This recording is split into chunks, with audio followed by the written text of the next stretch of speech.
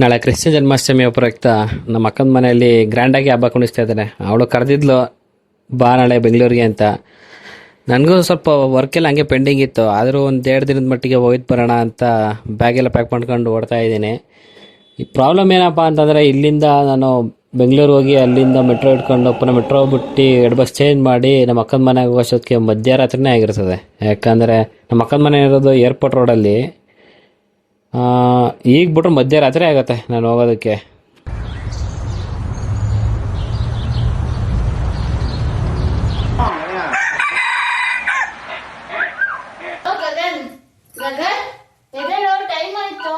ಅಯ್ಯ ಇರಾಕ ಇನ್ನ 7 ಗಂಟೆ ಟೈಮ್, ಬೆಳಿಗ್ಗೆ ಎಷ್ಟು ಬೇಗ ಗಳಿಸ್ತಾ ಇದೆಯಲ್ಲ.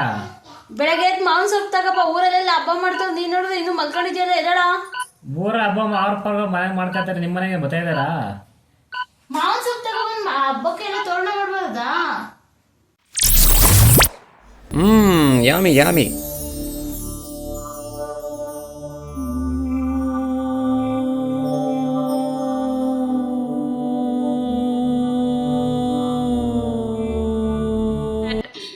ಹಾಯ್, ಶ್ರೀ ಕೃಷ್ಣ ಜನ್ಮ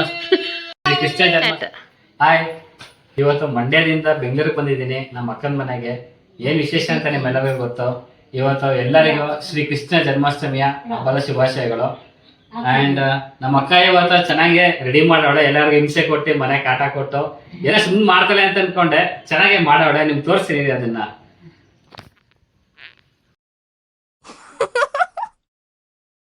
ನೋಡಿ, ಇದೇ ನಮ್ಮ ಅಕ್ಕನ ಪಾಪ ಹೆಜ್ಜೆ ಕೊಡ್ತುಕೊಳ್ಳಿ. ಇವೆಲ್ಲ ಇವಳೆ ನೋಡಿ ಹೆಂಗ ಆಡ್ತಾಳೆ. ಡೆಕೋರೇಷನ್ ಕ್ಲಿಪ್ಸ್ಗಳು ನಿಮ್ಗೆ ಹಾಕ್ತೀನಿ ನೋಡಿ. ಒಂದಷ್ಟು ಡಿಫ್ರೆಂಟ್ ಆ್ಯಂಗಲ್ ಇಂದ ತೆಗೆದಿದ್ದೀನಿ ಹತ್ರದಿಂದ. ಇಲ್ಲಿ ಈಗ ತೋರಿಸ್ಲಿಕ್ಕೆ ಗೊತ್ತಾಗಲ್ಲ ನಿಮಗೆ.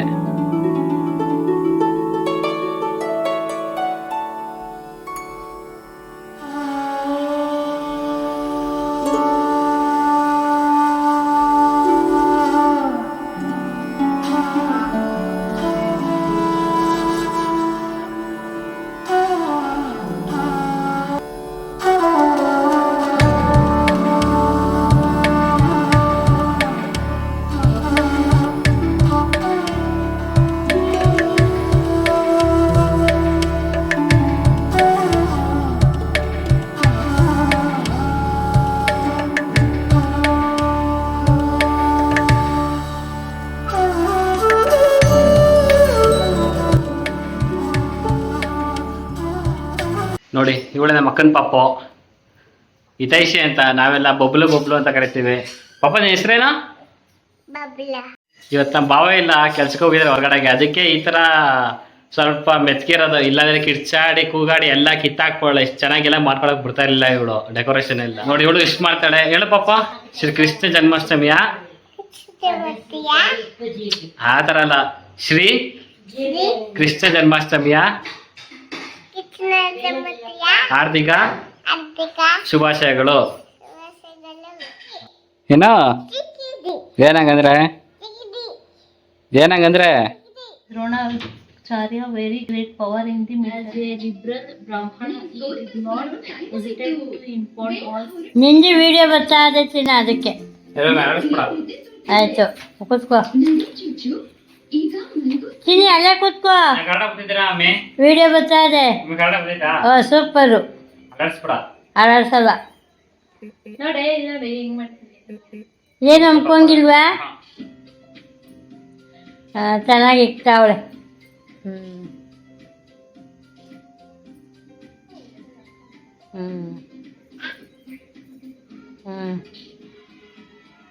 ರಾಖಿ ಕಟ್ಬಿಟ್ಟಲ್ವ ಮಂಗಳಾರತಿ ಆರತಿ ಮಾಡೋದು.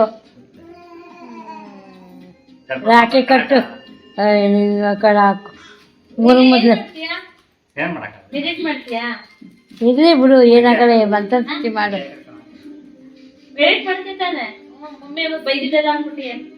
ಏ ಹಂಗಲ್ಲ ಕಣಿ, ಹೆಂಗೋ ಆಯ್ತು ಆಸೆ ಮಾಡಿದ್ರೇನು ಬಿಡು ತೆಗಿ ಮಾಡಿದ ಕರೆಕ್ಟಾಗಿ ಬರ್ತಾರೆ. ಚೆನ್ನಾಗಿ ಕಾಣ್ತಿದ್ದೀಯ ನೀನು, ಕಟ್ಟು ಇವಂಗೆ ಕಾಣ್ತಿದ್ದೀಯ ಕಡೆ. ಅಯ್ಯೋ ಅಯ್ಯೋ ಏನು ಚೆನ್ನಾಗದೆ ರಾಖಿ, ಸೂಪರ್ ಆಗಿರೋ ತಂದಿದ್ದೀಯ ಕಣಿ. ಎಷ್ಟು ಚೆನ್ನಾಗಿದೆ, ಎರಡೊಂದು ಒಳ್ಳೆ ಕಪ್ಪ ಹಾಕ್ತಂಗದು. ಚೆನ್ನಾಗದೆ ಕಪ್ಪ ಆಗ್ತಂಗದೆ.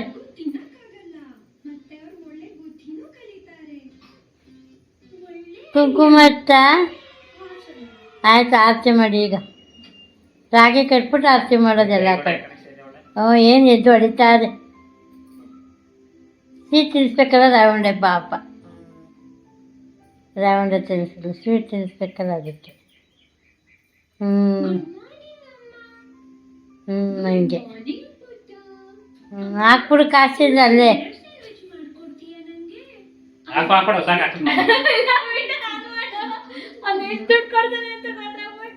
ಅದೇ ಇರ್ಲಿ ಬಿಡು, ಮಡ್ಸಾಕು ಹಂಗೆ ಒಳಗಿರುತ್ತೆ ಅನ್ಕತ್ತೆ.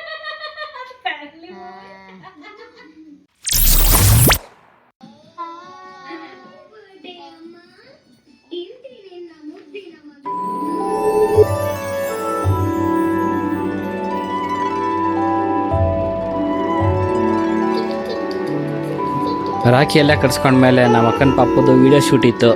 ಆ ವೀಡಿಯೋ ಶೂಟ್ ಎಲ್ಲ ಮಾಡಿಕೊಟ್ಬಿಟ್ಟು ಮನೆಯವರೆಲ್ಲ ಕರ್ಕೊಂಡು ನಾವು ಹೊರಟಿದ್ದೆ ಕಬ್ಬನ್ ಪಾರ್ಕ್ ಫ್ಲವರ್ ಶೋಗೆ.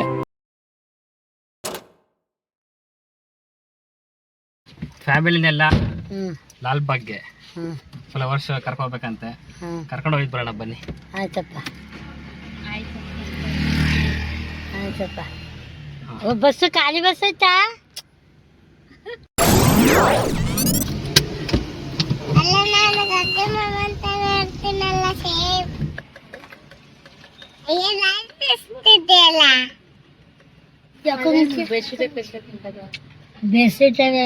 ನಾವು ಎಲ್ಲ ಖುಷಿ ಖುಷಿಯಾಗಿ ಮನೆ ಬಿಟ್ಟು ಎಲ್ಲ ರೆಡಿಯಾಗಿ ನಮ್ಮ ಮನೆಯಿಂದ ಕರೆಕ್ಟಾಗಿ ಕಬ್ಬನ್ ಪಾರ್ಕ್ಗೆ 25 ಕಿಲೋಮೀಟರ್ ತೋರಿಸ್ತಾ ಇತ್ತು ಗೂಗಲಲ್ಲಿ. ನಾನೆಲ್ಲ ಒಂದು ಅಂದಾಜು ಒಂದೂವರೆ ಗಂಟೆ ಆಗುತ್ತೆ ಟ್ರಾಫಿಕ್ ಎಲ್ಲ ಸೇರಿಸ್ಕೊಂಡು ಆರಾಮಾಗಿ ನಾವು ಹೋಗಿ ರೀಚ್ ಆಗಿಬಿಡ್ಬೋದು 4 o'clock ಅಂತ ಅಂದ್ಕೊಂಡೆ.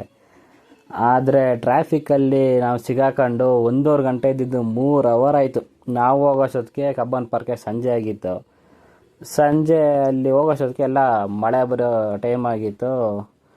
ಅಲ್ಲಿ ಬೇರೆ ಏನಪ್ಪ ಸಮಸ್ಯೆ ಅಂದರೆ ಪಾರ್ಕಿಂಗು. ಆ ಪಾರ್ಕಿಂಗ್ ಮಾಡೋಕ್ಕೆ ಜಾಗ ಇಲ್ಲ ಅಲ್ಲಿ. ನಾವು ಹುಡ್ಕಾಡಿ ಆ ಪಾರ್ಕಿಂಗ್ ಹತ್ರ ಬೋರ್ಡು ಹಾಕಿಲ್ಲ ಕರೆಕ್ಟಾಗಿ. ಅಲ್ಲಿ ಹೋದೋ ಪುನಃ ತಿರುಗಿಸ್ಕೊಂಡು 5-6 ಕಿಲೋಮೀಟ್ರ್ ವಾಪಸ್ ರಿವರ್ಸ್ ಬಂದು ಪುನಃ ಹೋಗಿ ನಿಲ್ಲಿಸಿ ಹೋಗೋಷ್ಟೊತ್ತಿಗೆ ಸಂಜೆನೇ ಆಗಿಬಿಟ್ಟಿತ್ತು. 6:30 ಆಗಿತ್ತು ಹೋಗೋಷ್ಟೊತ್ತಿಗೆ ನಾವು ಅಲ್ಲಿಗೆ.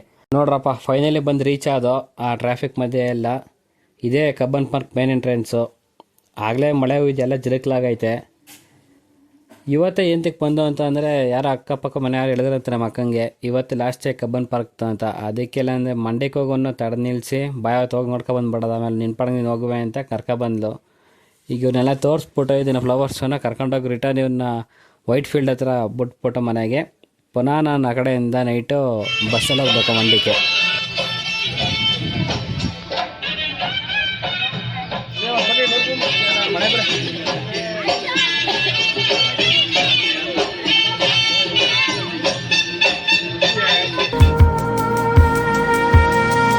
ಇದೇ ಗ್ಯಾಪಲ್ಲಿ ನಂದು ನಮ್ಮ ಮಮ್ಮಿದು ಮತ್ತು ನಮ್ಮ ಹುಡುಗಿದು ಒಂದು ಫೋಟೋ.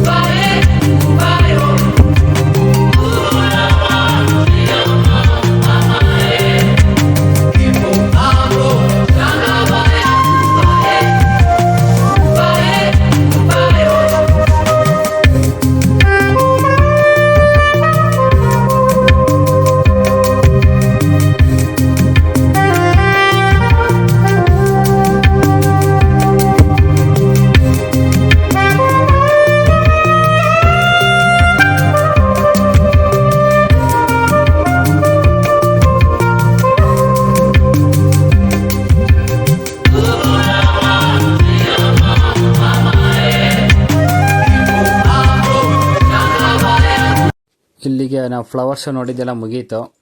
ಇಲ್ಲಿನ ಕಬ್ಬನ್ ಪಾರ್ಕ್ನ ಎಂಟ್ರಿ ಟಿಕೆಟ್ ಬಂದು 100 rupees ಫಾರ್ ಫ್ಲವರ್ ಶೋಗೆ. ಇನ್ನೂ ಗ್ರ್ಯಾಂಡಾಗೆಲ್ಲ ಮಾಡಿರ್ತಾರೆ ಅಂತ ಅಂದ್ಕೊಂಡೆ. ಪರವಾಗಿಲ್ಲ, ಬಂದು ಫ್ಯಾಮಿಲಿ ಜೊತೆ ಬಂದು ಒಳ್ಳೆ ಟೈಮ್ ಸ್ಪೆಂಡ್ ಮಾಡಿ ಹೋಗ್ಬೋದು.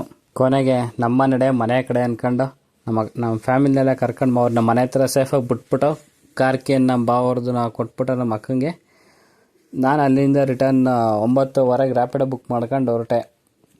ಹೀಗೆ ಬಸ್ ಕಾಯ್ತೀನಿ, ಒಂದು ಬಸ್ಸು ಬರಲಿಲ್ಲ. ನಾನು ಯಾಕೆ ಡೈರೆಕ್ಟ್ ನಮ್ಮ ಅಕ್ಕನ ಮನೆಯಿಂದ ಮೆಟ್ರೋ ಸ್ಟೇಷನ್ಗೆ ಹಾಕ್ಸ್ಕೊಳ್ಳಿಲ್ಲ ಅಂದರೆ ಅಮೌಂಟ್ ಜಾಸ್ತಿ ಇತ್ತು. ಅಷ್ಟು ಅಮೌಂಟ್ ಕೊಟ್ಟು ಹೋಗೋದು ವರ್ತಲ್ಲ ಅಂತ ಅಂದ್ಬಿಟ್ಟು ನಾನು ಆಲ್ರೆಡಿ ಬುಕ್ ಮಾಡ್ಕೊಂಡು ಬಸ್ ಬರ್ತಿತ್ತನ್ನೋಂತ ಬಂದೆ. ಆದರೆ ಟೈಮಿಗೆ ಕರೆಕ್ಟಾಗಿ ಬಸ್ಗಳೇ ಬರಲಿಲ್ಲ. ಆಗ ನಾನು ಕರೆಕ್ಟಾಗಿ ಇವರೇ ನಾನು ಯಾರು ಪಿಕಪ್ ಮಾಡೋದು ರ್ಯಾಪಿಡೋದವರು ಅವರೇನು ವಾಪಸ್ ಬಂದರು. ಬನ್ನಿ ಸರ್, ಏನು ಫ್ರೀ ಆಫ್ ಕಾಸ್ಟ್ ಏನು ಅಮೌಂಟೇನು ಕೊಡಬೇಡಿ, ಮೆಟ್ರೋ ಸ್ಟೇಷನ್ ಗಂಟೆ ಡ್ರಾಪ್ ಮಾಡ್ತೀನಿ. ಅವ್ರು ಇನ್ನೊಂದು ಪಿಕಪ್ ಇತ್ತು, ಅದಕ್ಕೆ ನಾನು ವಾಪಸ್ ಬಂದವರು ನನ್ನ ಕರ್ಕೊಂಡು ಮೆಟ್ರೋ ಸ್ಟೇಷನ್ ಹತ್ರ ಸ್ಟಾಪ್ ಕೊಟ್ಟರು. ಸೊ ಅವ್ರಿಗೊಂದು ಥ್ಯಾಂಕ್ಸ್. ಅಲ್ಲಿ ಟ್ರಾಫಿಕ್ ಮಧ್ಯ ಅವ್ರನ್ನ ನಿಲ್ಲಿಸಿಟ್ರು, ಥ್ಯಾಂಕ್ಸ್ ಅಂತೇಳಿ ವೀಡಿಯೋ ಮಾಡ್ಕೊಂಡೆಲ್ಲ ಮಾಡೋದಕ್ಕಾಗಲಿಲ್ಲ. ಪಟ್ಟ ಅಂತ ಬಿಟ್ರು ಹೊಂಟೋಗ್ಬಿಟ್ರು. ಬೆಂಗಳೂರು ಅಂತ ದೊಡ್ಡ ಸಿಟಿಲಿ ಮೂಗ್ರಂತೆ ಓಡಾಡೋ ಬದಲು ಬಾಯ್ಬಿಟ್ಟು ಒಂದಿಬ್ಬರನ್ನ ಮಾತಾಡಿಸ್ಬೋದು. ನಾನೇನು ನಿಮಗೆ ನಂಬರ್ ಕೊಡಿ ಅಥವಾ ಇನ್ಸ್ಟಾಗ್ರಾಮ್ ID ಕೊಡಿ ಅಂತ ಕೇಳಲ್ಲ. ನಿಮಗೆ ಅವ್ರ ಮೇಲೆ ನಂಬಿಕೆ ಬಂದು ಕೊಡಬೇಕು ಅಂತ ಅನಿಸಿದ್ರೆ ಯೋಚನೆ ಮಾಡಿ ಕೊಡಿ. ಸುಮ್ಮನೆ ಹೋಗೋ ಬದಲು ಒಂದು ಮಾತಾಡಿದ್ರೆ ಅವ್ರ ಎಕ್ಸ್ಪೀರಿಯೆನ್ಸ್ ನಿಮ್ಮ ಎಕ್ಸ್ಪೀರಿಯೆನ್ಸ್ ಶೇರ್ ಮಾಡ್ಕೋಬೋದು. ಅದೇ ಥರ ನನಗೆ ಮೆಟ್ರೋದಲ್ಲಿ ಒಬ್ಬ CA ಆಫೀಸರ್ ಪರಿಚಯ ಆದರು. ಅವ್ರವ್ರಿಗಾಗಿದ್ದಂತೆ ಎಕ್ಸ್ಪೀರಿಯೆನ್ಸ್ ಎಲ್ಲ ಅನಿಸ್ಕೊಟ್ರು. ನನ್ನ ಏನು ಬೇಕಾಗಿತ್ತು ನಾನು ಕೇಳ್ಕೊಂಡೆ. ಹಂಗೆ ಮಾತುಕತೆ ಆಡ್ಕೊಂಡು ನನ್ನ ಸ್ಟಾಪ್ ಯಾವಾಗ ಬಂತು ಅನ್ನೋ ಗೊತ್ತಾಗಲಿಲ್ಲ. ನೀವು ದೇಶದ ಯಾವ ಮೂಲೆಗಾದರೂ ಹೋಗಿ ರಿಟರ್ನ್ ನಿಮ್ಮ ಊರಿಗೆ ಬಂದು ತಲುಪಿದಾಗ ಅದಕ್ಕಾಗೋ ಫೀಲಿಂಗೇ ಬೇರೆ ಲೆವೆಲ್ಲು.